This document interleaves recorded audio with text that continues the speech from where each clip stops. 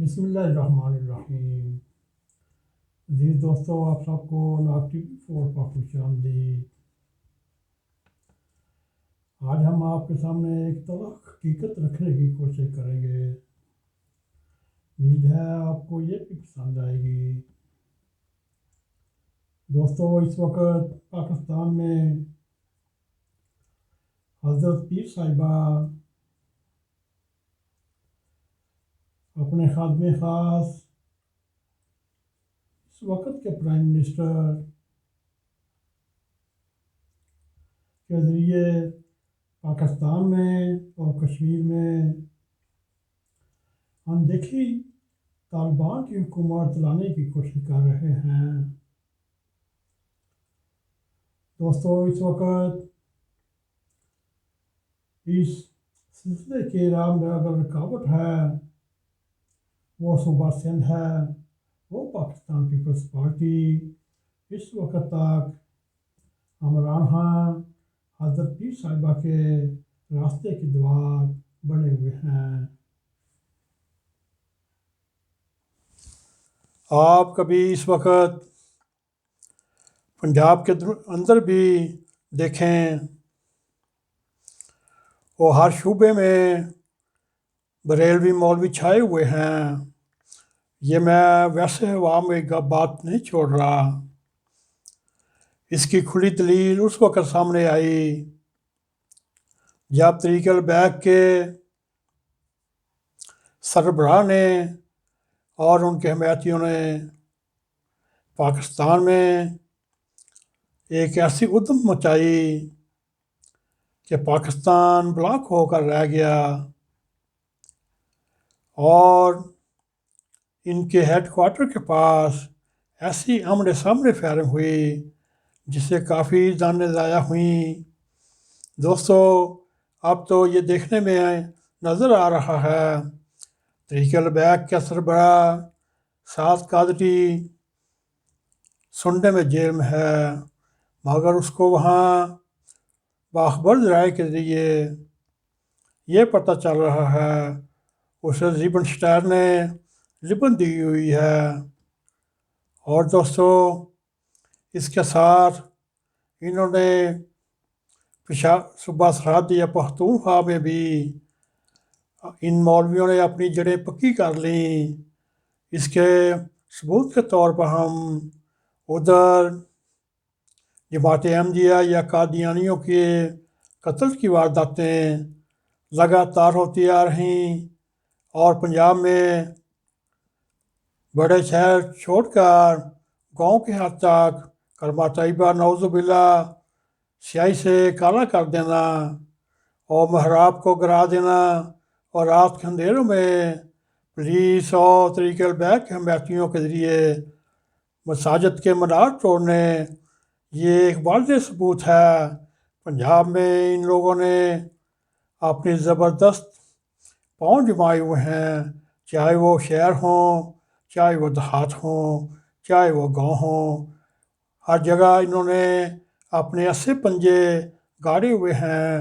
اب کوئی بھی کھل کر ان کی مخالفت کرنے کو تیار نہیں، جیسا کہ افغانستان میں طالبان کے خلاف کسی کو احتجاج کرنے یا ان کے سامنے کھڑا ہونے کی اجازت نہیں دیتے اور ان کو وہیں مار دیا جاتا ہے۔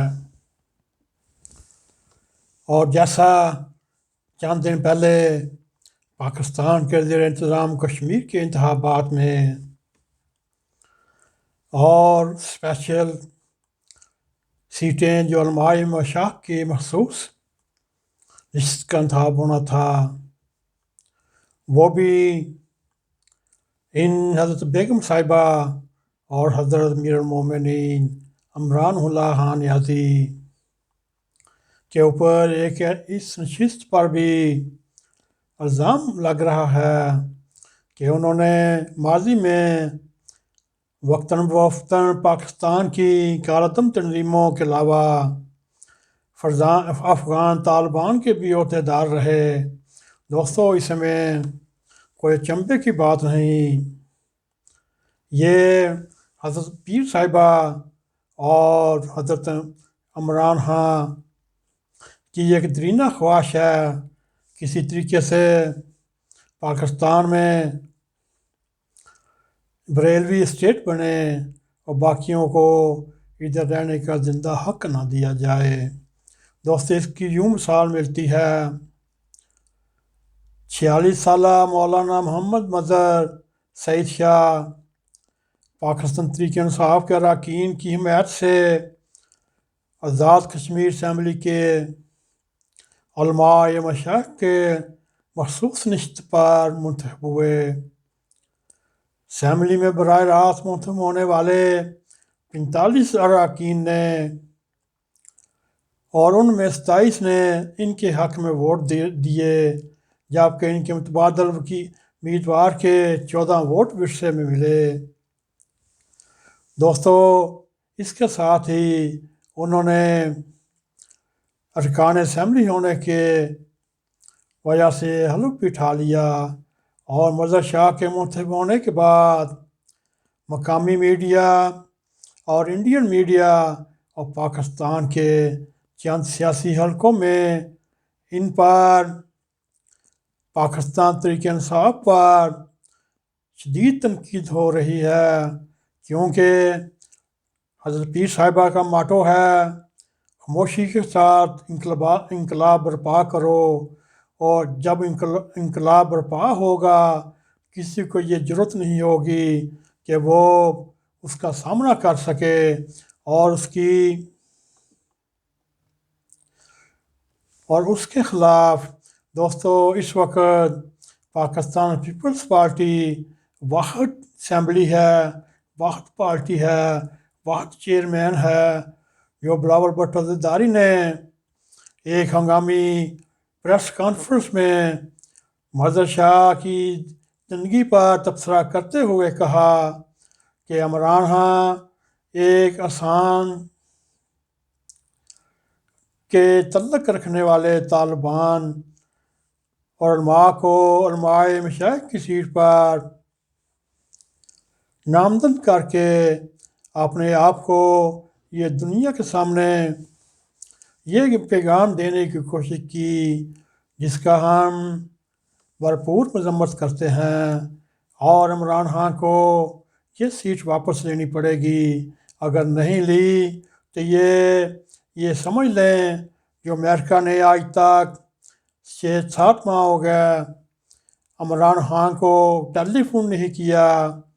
اس کے اظہار کے لیے وزیر خارجہ بھی مذمت کر چکے، کیوں نہیں رابطہ کیا؟ اور حالیہ دنوں میں معید یوسف نے بھی امریکہ میں بیٹھ کر یہ گلہ شکوہ کیا، جو بائیڈن نے عمران خان کو ابھی تک فون کیوں نہیں کیا؟ دوستو اس تناظر میں دیکھا جائے عمران خان اور حضرت پیر صاحبہ نے بھی اسی ترجیح کے ساتھ اس کو آزاد کشمیر اسمبلی کی ٹکٹ دی اور اپنی پارٹی کے ممبران کو ہدایت کی اس طالبان کے بچے کو ووٹ دیے جائیں۔ دوستو اس کے ساتھ ہی وہ ایسے کوتوال الٹا چور الٹا کوتوال کو ڈانٹے۔ مظہر شاہ نے BBC کے نمائندہ کے ساتھ بات کرتے ہوئے یہ کہا، بلاول بھٹو نے یہ بات ظالمی نے کی ہے، اور اس بڑے منصب پر بیٹھ کر کون اتنی کمزور بات کر سکتا ہے اور نہ ہی اس کو زیر دیتا ہے۔ اس نے کشمیریوں کی بے حرمتی کی اور کشمیریوں کی مذمت کی، اور اس کو قوم سے معافی مانگنی چاہیے۔ کیا مجھے یہ بتا سکتے ہیں میں طالبان کے نظام کی کس کابینہ کا حصہ رہا؟ دوستو انہوں نے افغانوں کا مزاج یہ ہے، باہر کے بندے کو گورنر تسلیم نہیں کرتا، تو میں تو پھر بھی ایک مولوی تھا اور پاکستان کی کالعدم تنظیموں کے عہدیدار رہنے والوں سے جب اس سوال کے جواب میں ان سے تعلق کی تصدیق یا تردید نہیں کی، البتہ ان کے یہ کہنا تھا میرا مذہب، میرا تو میرے ملک کا آئین وہ اقوام متحدہ کا چارٹر ہے، مجھے میری آزادی کا تحفظ دیتا ہے۔ میں اپنی آزادی کے لیے پہلے بھی حریت کی بات کرتا رہا، اور اب بھی کروں گا، اور آئندہ بھی کرتا رہوں گا۔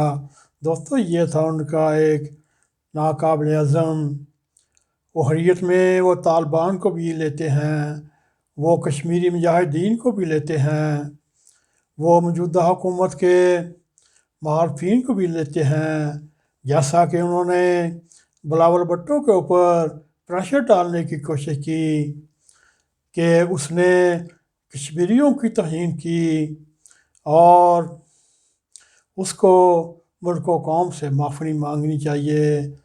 یہ دوستو ایک نہایت ہی سوچی سمجھی اسکیم کے تحت کام ہو رہا ہے۔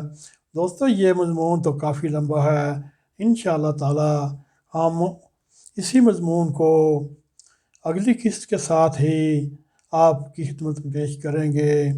اب آپ کے سامنے پارٹ 1 آ رہا ہے، ان قریب پارٹ 2 بھی آئے گا۔ کوشش کریں گے پارٹ 2 میں ہر چیز مکمل کر دی جائے۔ دوستو، اگر آپ کو ہمارا یہ پروگرام پسند آئے، اس کو لائک بھی کریں، اس کو شیئر بھی کریں، اور کمنٹ سیکشن میں جا کے اپنا اظہار خیال کریں، اور اس کے ساتھ ہی ناگ ٹی وی 4 کو سبسکرائب کریں۔ دوستو، ہمیشہ کی طرح جاتے بیل آئیکن کو پش کریں تاکہ ہماری تازہ ویڈیو آپ تک پہنچتی رہیں۔ اسی کے ساتھ ہمیں اجازت دیں۔ السلام علیکم ورحمۃ اللہ وبرکاتہ۔